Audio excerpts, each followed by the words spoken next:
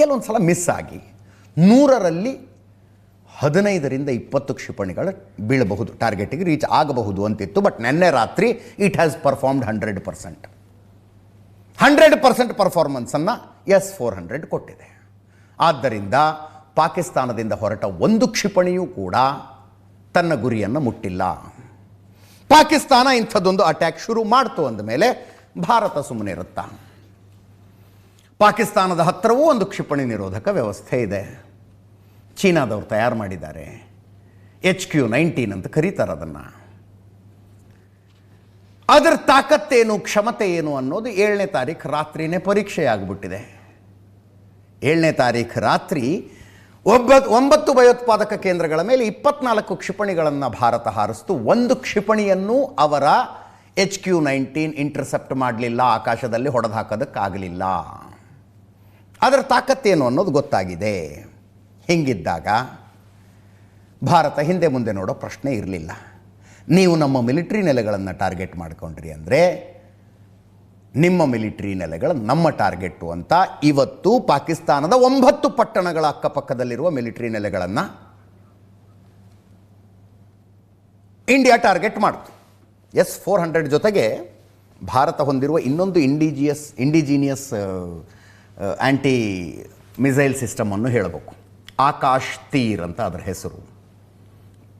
ಇಸ್ರೇಲಿನ ಸಹಕಾರದೊಂದಿಗೆ DRDO ಸಂಶೋಧನೆಯೊಂದಿಗೆ ಭಾರತವೇ ತಯಾರಿಸಿರುವಂಥ system ಇದು. ಭಾರತನೇ ತಯಾರಿಸಿದೆ ಇದನ್ನು.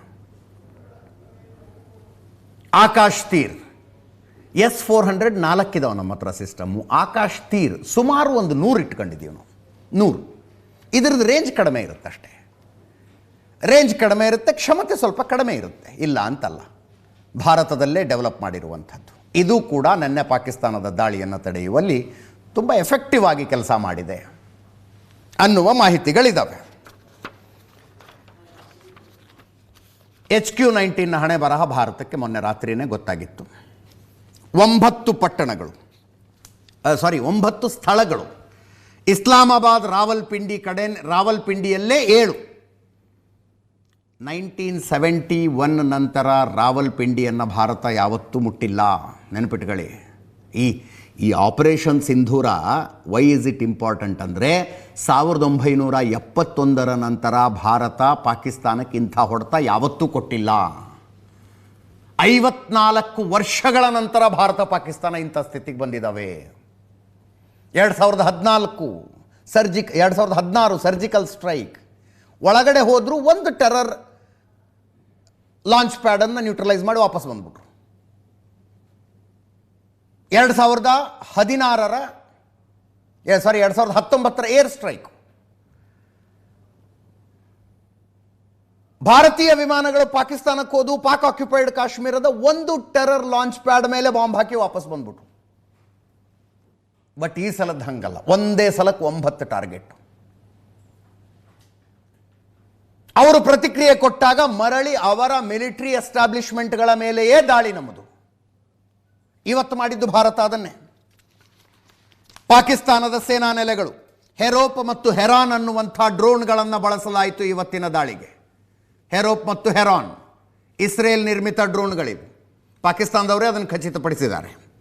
17 ಡ್ರೋನ್ಗಳನ್ನು ಬಳಸಿ 25 ಕಡೆಗಳಲ್ಲಿ ಭಾರತ ದಾಳಿ ಮಾಡಿದೆ. ಇಸ್ಲಾಮಾಬಾದ್ ಮತ್ತು ರಾವಲ್ಪಿಂಡಿಯಲ್ಲೇ 7 ಸ್ಥಳಗಳಿಗೆ ಒಟ್ಟು 9 ನಗರಗಳನ್ನು ಗುರಿಯಾಗಿಸಲಾಯಿತು.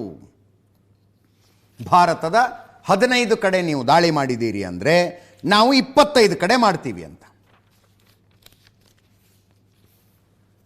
ಚೀನಾ ಪಾಕಿಸ್ತಾನಕ್ಕೆ ಕೊಟ್ಟಿರುವ HQ-9 ಮತ್ತು HQ-16 ಡಿಫೆನ್ಸ್ ರಡಾರ್ಗಳ ಕಣ್ಣು ತಪ್ಪಿಸಿ ಈ ಡ್ರೋನ್ಗಳು ದಾಳಿ ಮಾಡಿದ್ವು. ಇಸ್ರೇಲ್ ಸ್ಪೆಸಿಫಿಕಲಿ ಅದನ್ನು ತಯಾರಿಸಿದೆ. ಅವೆರಡೂ ರಡಾರ್ ಕಣ್ಣಿಗೆ ಕಾಣಿಸೋದಿಲ್ಲ, 2 ಆ್ಯಂಟಿ ಮಿಸೈಲ್ ಸಿಸ್ಟಮ್ಗಳ ಕಣ್ಣಿಗೆ ಕಾಣಿಸೋದಿಲ್ಲ ಅಂತ. ಇವುಗಳ ನೋಡಿ ಅಂದರೆ ಟೋಟಲ್ಲು ಚೀನಾದ ಹಣೆ ಬರಹ ಹೆಂಗೆ ಅನ್ನೋದು ಜಗತ್ತಿನ ಮುಂದೆ ಹೆಂಗೆ ಗೊತ್ತಾಯಿತು. ಲಾಹೋರ್ ಹೊರಗಡೆ ಒಂದು HQ-9 ಸಿಸ್ಟಮನ್ನು ಎಸ್ಟಾಬ್ಲಿಷ್ ಮಾಡಿದೆ ಪಾಕಿಸ್ತಾನ. ಅದರ ಉದ್ದೇಶ ಭಾರತದ ಕಡೆಯಿಂದ ಲಾಹೋರ್ ಮೇಲೇನಾದರೂ ವಾಯು ದಾಳಿ ಆದರೆ ಆ ಸಿಸ್ಟಮ್ ರಕ್ಷಣೆ ಮಾಡಬೇಕು. ಸೇಮ್ S-400 ರೀತಿಯಲ್ಲೇ. ಐಡೆಂಟಿಫೈ ಮಾಡಬೇಕು, ಒಂದು ರಾಕೆಟ್ ಲಾಂಚ್ ಮಾಡಬೇಕು, ಆಕಾಶದಲ್ಲೇ ಭಾರತದ ಕಡೆಯಿಂದ ಬರುವ ಡ್ರೋನನ್ನು, ಕ್ಷಿಪಣಿಯನ್ನು, ವಿಮಾನವನ್ನು ಹೊಡೆದಾಕಬೇಕು ಅಂತ.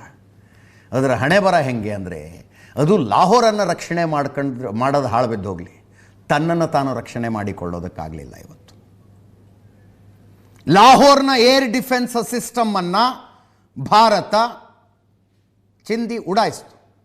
ದೃಶ್ಯಗಳು ಬರ್ತಾ ಇದ್ದಾವೆ, ಅದು ಬಂದು ಡ್ರೋನ್ ಬೀಳದೇ ದೃಶ್ಯ ಇದೆ. ತೋರಿಸ್ತೀನಿ ಅದನ್ನು. ಹೆರೋಪ್ ಮತ್ತು ಹೆರಾನ್ 1000 ಕಿಲೋಮೀಟರ್ ರೇಂಜ್ನಲ್ಲಿ ಕೆಲಸ ಮಾಡುವ ಸಾಮರ್ಥ್ಯವನ್ನು ಹೊಂದಿದೆ.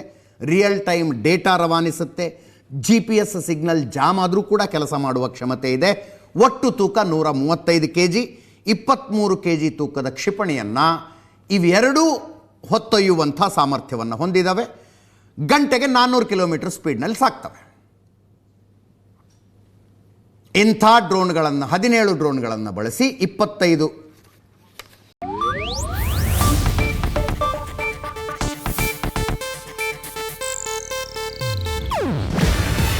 ಇದು ಏಷ್ಯಾನೆಟ್ ನ್ಯೂಸ್ ನೆಟ್ವರ್ಕ್ ಪ್ರಸ್ತುತಿ. ನೀವು ನೋಡ್ತಿದ್ದೀರಾ ಏಷ್ಯಾನೆಟ್ ಸುವರ್ಣ ನ್ಯೂಸ್.